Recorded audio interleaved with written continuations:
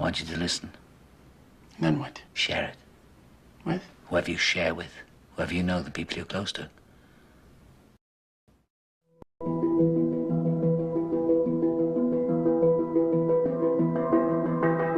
Tonight's talk is consciousness, creativity, and the brain.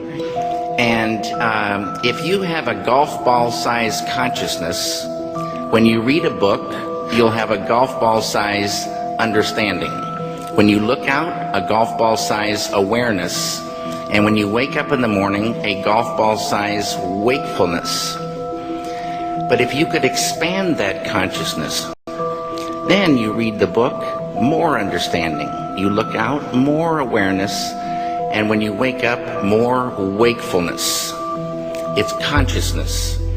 And there's an ocean of pure, vibrant consciousness inside each one of us. And it's right at the source and base of mind, right at the source of thought, and it's also at the source of all matter. There is no matter as such. All matter originates and exists only by virtue of a force which brings the particle of an atom to vibration and holds this most minute solar system of the atom together. We must assume behind this force the existence of a conscious and intelligent mind. This mind is the matrix of all matter. Matter seems like a good place to begin. The solidity of the world seems totally indisputable. As a fixed thing that you can see and touch, your body is also reassuringly solid. But beginning with Einstein, modern physics has assured us that this solidity is a mirage. All of physical matter, everything we have around us, is the result of a frequency. And what that also means is that if you amplify the frequency, the structure of the matter will change.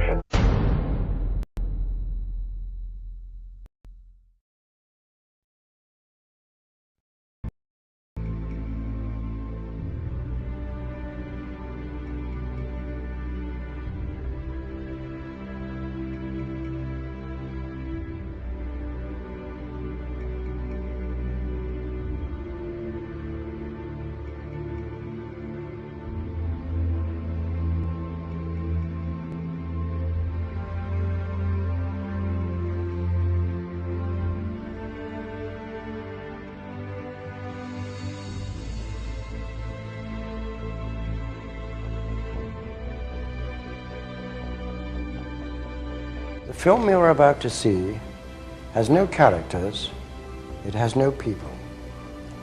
It's a film to describe to you and explain visually the effect of cymatic frequencies on texture, structure, water, oil.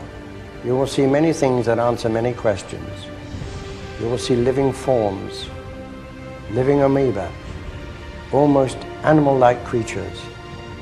You will see continents being formed, the earth itself coming into existence, explosions, eruptions, atomic explosions, and bombs.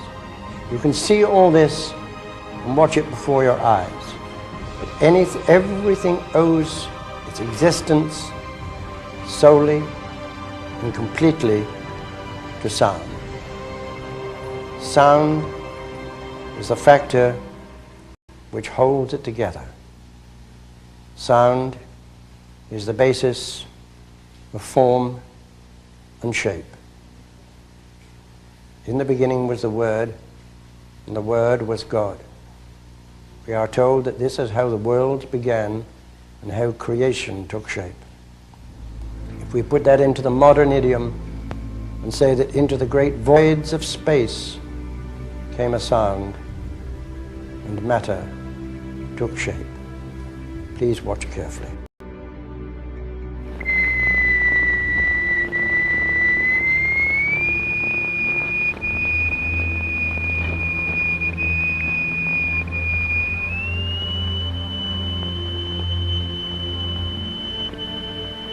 We can also use different shapes of state. Here we have a triangular plate with a crystal attached to its underside and produce a sonorous figure. We change to a higher note and see a rather more complicated figure.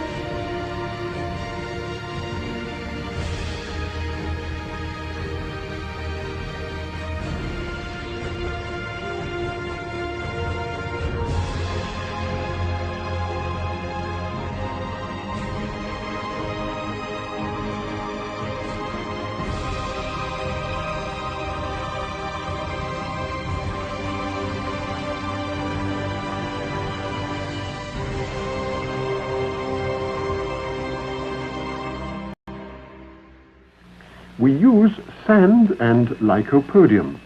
The lycopodium moves to the center of the fields and takes up circular shapes. The sand forms the lines. Each material has its own special way of behaving.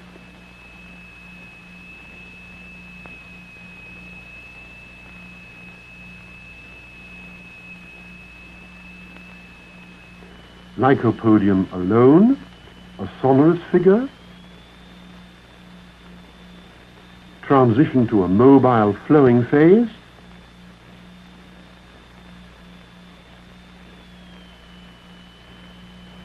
and back again to the figure.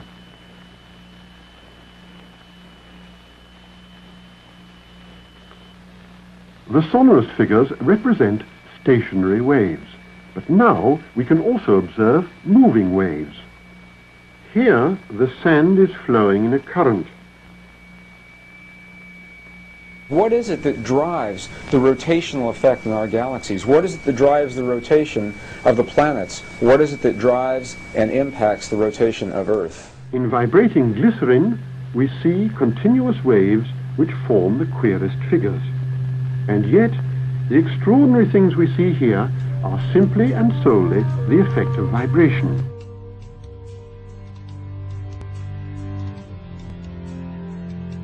Now, what we've seen up until now are single signals, single frequencies projected in the matter. And what you're seeing here now are interference patterns of two or more frequencies resulting in a pulse. The pulse of the human heart, the pulse that drives the blood through the veins in your bodies. What is your heart responding to? Where does that pulse come from?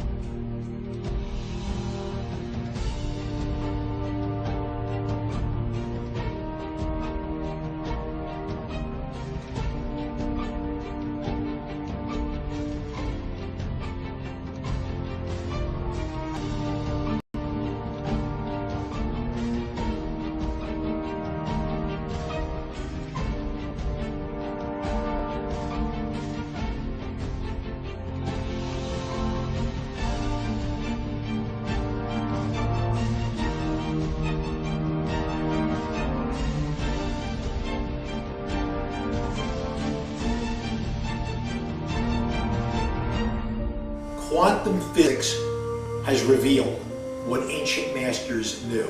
Matter does not exist. The concept of substance arose from the philosophy of Aristotle, and from that concept came science's conception of matter. The fact of the matter is that the substance of the universe is consciousness.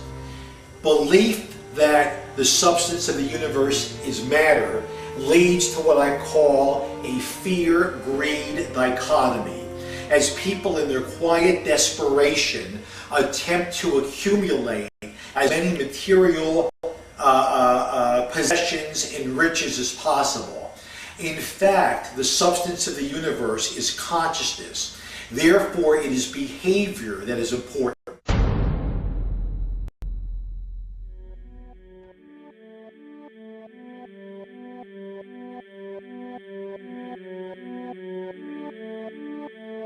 The daily life we perceive with our five senses is not reality. Quantum physics has shown that space and time are illusions of perception. Therefore, our bodies cannot truly be a reality if they occupy this space. Rutherford performed an experiment in Manchester that revealed him the shape of the interior of an atom. Scientists were shocked to discover that the atom is almost entirely empty space. The question then became, how could this empty atom possibly make the solid world around us? Our true consciousness does not exist in our brains or in our bodies. But this illusion of our individual bodies, along with the misinformation of our true origins, has manifested the idea that we all think independently from one another. Within this understanding, it would seem impossible to scientifically explain telepathy, clairvoyance, spiritual mediums, and other phenomena dealing with transferring information between sources without physical means of communication. But when you understand that there is a common spiritual bond between all things in the universe, and that we are all part of one divine intelligence, no phenomena is unexplainable. The blank matter within the most basic building blocks of perceivable existence is malleable and molded by intent. This means that consciousness shapes our reality. This seems difficult to accept for most, and it is quite understandable. In modern times, we are taught from an early age how to think rationally and tangibly. This is a very left-brain method of education, and it has more harmful effects than is given credit for. The left brain deals with logic, details, facts, patterns, practicality, science, and math, as the right brain deals with feeling, intuition, symbols, images, risk-taking, philosophy, and religion. With a deliberate push for government-controlled educational curriculums, generation after generation of the youth are being taught to focus only on the facts, figures, and numbers. Repetition is used to train children subconsciously to accept what they're learning. Children aren't rewarded for questioning the validity of the information they receive. They are ridiculed. However, the children who blindly accept the information as true and merely regurgitate the information on command when it is time to take a test, those children go on to become the decision makers in our government, law, medicine, business, and every other occupation with power and prestige. The most detrimental effect of being pushed away from holistic thinking with the full brain into a strictly left brain thought is what is known as the suppression of the feminine. Every male and female have both feminine and masculine qualities. It has nothing to do with man or woman. These are represented by the left and right brain, yin and yang, black and white, light and dark, and most every other duality. Both are vital to our spiritual and physical health. So the intangible parts of our existence, such as emotions, are part of the true reality of higher consciousness. If emotions are part of a realm that we cannot experience with our five senses, then how is it that we are all aware of our emotions? What most people believe to be emotions are not truly the emotion itself. What we are experiencing is the physical manifestation of these emotions. Anger causes disturbance in the psyche, which manifests itself in the ego. These manifestations cause the heart rate to increase, body temperature to rise, and spawn many other physical traits that signify anger. Just as music from the radio is a physical manifestation of an intangible signal, our experience of emotion is the physical manifestation of an intangible signal as well. It has been shown that our emotions have a vibratory frequency to them. Furthermore, there are only two emotions that humankind experiences: fear and love. All other emotions branch either directly or indirectly from these two emotions. Fear has a long and slow frequency vibration to it, while love has a very rapid and high frequency. To show that vibration is the very foundation of existence, Hans Jenny developed what is known as cymatics in the 1940s to show that when vibrations of sound are passed through a form of media, there is a set pattern that will follow. When the frequency increases, the media develops into a more complex pattern. Precisely what is happening to our Earth and to humanity. There are 64 possible codes of amino acids in our DNA structure made from 4 elements: carbon, oxygen, hydrogen, and nitrogen. By any means of logic, we should have all 64 codes activated within our DNA structure, yet we presently only have 20 active codes. And these 64 possibilities, it appears that only 20 of these codes are turned on right now for us, the 20 amino acids. There is a switch that turns off and turns on where those coding sites lie, and that the switch for that turning off and turning on is what we call emotion. And this is the first time that we've ever seen the patterns of emotion directly physically linked to human genetic material. Well, fear is a long, slow wave of emotion. So this wave of fear is a long, slow wave and touches relatively few sites on this DNA. So an individual living in fear is limited to the number of antennae that they have available to them, whereas an individual living in the pattern of love, this is love in DNA, you can see it's a higher frequency, shorter wavelength. We have many more potential sites for coding along that genetic pattern. This information, this is amazing. This is the first time we've ever had a hard digital link between emotion and genetics. It's important to understand because another researcher named Vladimir Popanov measured tiny particles of light called photons inside a vacuum tube. The photons were scattered as expected. A sample of DNA was then entered into the vacuum tube and they measured the photons again. They found that the particles of light aligned themselves along the axis of the DNA. Then, as they removed the DNA sample, the photons remained aligned to the same form of the DNA even though no DNA was present. This is what is known as the phantom DNA experiment. Science now bridges a very important gap between physical and ethereal, or spiritual. Our emotions directly affect the structure of our DNA, which directly shapes the physical world we experience every day. So the messages left by the ancients that we've explained here were more than prophecies about a one-world government or a new world order. We now understand why the study of the heavenly bodies were so important. The rotation and orbit of all that makes up our universe serves as a clock to map changes and transitions. This helped the ancients understand that the change of the heavenly bodies were a mirror to the changes of all existence.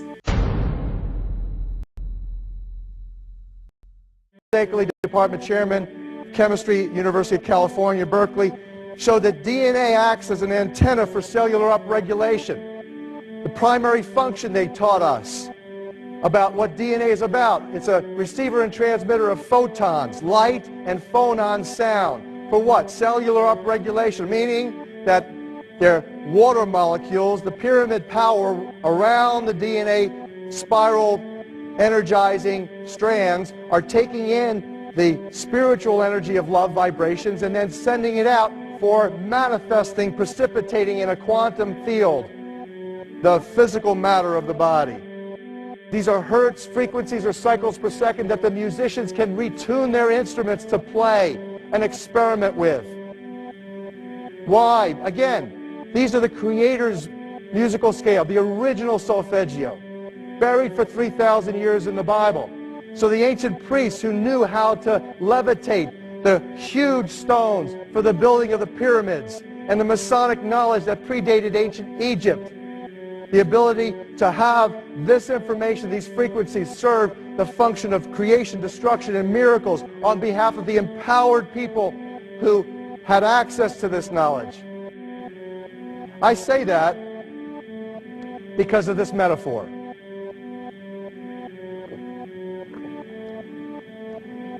This is the difference between the power of our Creator and anything else, particularly evil. That you can go into a pitch black room full of evil, full of darkness, and light a little candle, and instantly that darkness flees. But you can't do the opposite. You can't go into a well-lit room full of truth and wisdom and righteousness and joy and health and harmony with the universal power. And you can't take any amount of darkness and go into that well-lit room and have any effect whatsoever. That is the metaphor which I frequently think of when I think that I'm not empowered. It is the greatest lesson for me, and I think for everybody else, to know that we're on the winning side and that we win in the end. As you are watching this, understand that it is not a fight to be fought. It is not a war to be waged. No gun rights have to be exercised. Not a finger has to be lifted. Most people wonder how one person can make a difference. They ask that if all this is so simple and this information is available, why hasn't someone else conquered their fears and changed the world for everyone else? This is the most difficult and beautiful conundrum to our lives. Your reality affects you and only you. Your curiosity has led you to this genre of information to serve a very specific purpose in your life.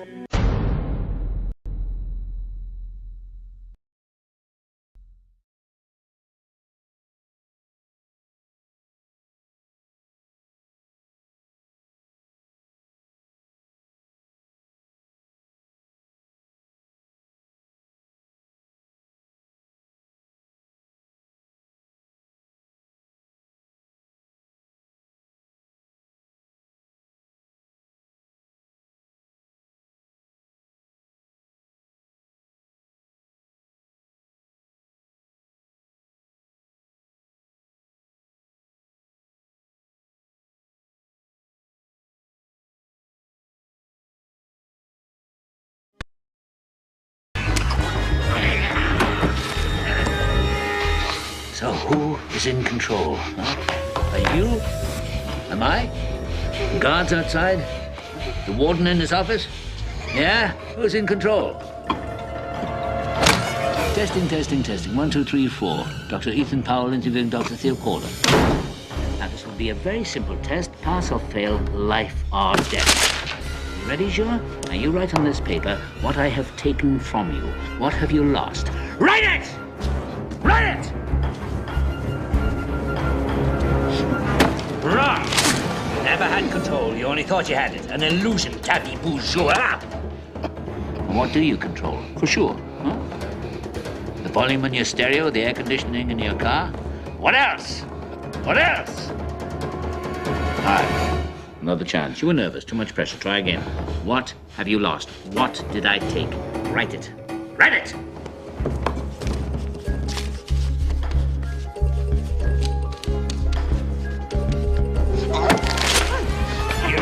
Sure. Do you think you were free? Where were you going at 2 o'clock today? Into the gym, right? In the morning, your wake-up call. In the middle of the night, when you wake up sweating with your heart pounding. What is it that has you all tied up, Joa? Tied up in little knots? Is it ambition? Yeah. You're no mystery to me, boy. I used to be you.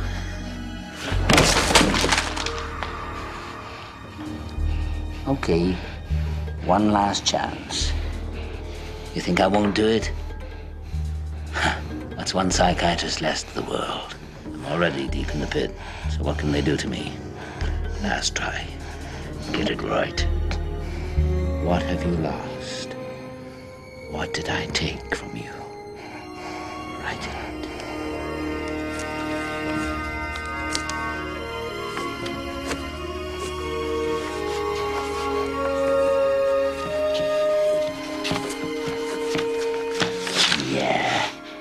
Congratulations.